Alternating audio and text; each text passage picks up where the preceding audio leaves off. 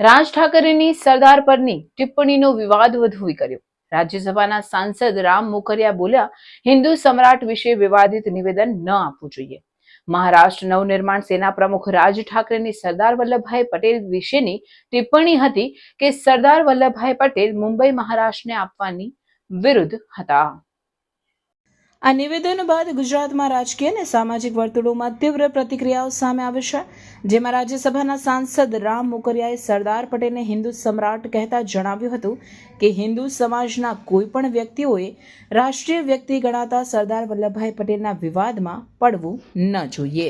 એને લઈને આમ તો બીજું તમારે પૂછવું તો એ બધું પૂછી લીધું, લેવાનું તો શું કહેવાનું હોય, પણ સરદાર પટેલ છે વલ્લભભાઈ, એ વલ્લભભાઈ પટેલ આપણા વિશ્વના નેતા ગણાય, આપણા દેશના સૌથી જુજારુ નેતા છે અને સરદાર વલ્લભભાઈ પટેલ હિસાબે જે કંઈ અહીંયા લોકશાહી કે જે રાજાશાહી તબદીલ કરી અને લોકશાહી ફેરવા, એટલે એને માટે સતત વંદન છે।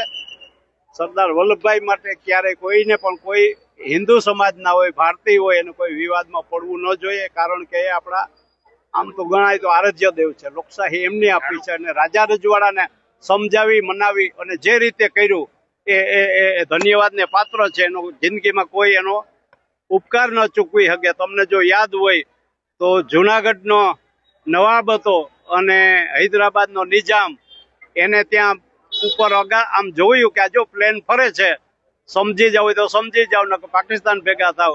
મારા બેટા પોતાની પત્ની મૂકી અને ભાગી ગયા। એ સરદાર સાહેબની મહાનતા હતી, સરદાર સાહેબની કેપેસિટી હતી અને આ દેશમાં સૌથી આઝાદી વખતે જે વ્યૂહરચના થઈ, નવી રચના થઈ, એના માટે સરદારજીને સતત નમન વંદન પ્રણામ કરીએ। આપણા ગુજરાતના નેતા નહીં, આખા દેશના મહાન ઘડવૈયા હતા અને એટલે જ મોદી સાહેબે 182 મીટરનું આખી દુનિયામાં સૌથી ઊંચું સ્ટેચ્યુનું બનાવી એની ભાવવંદના કરે છે।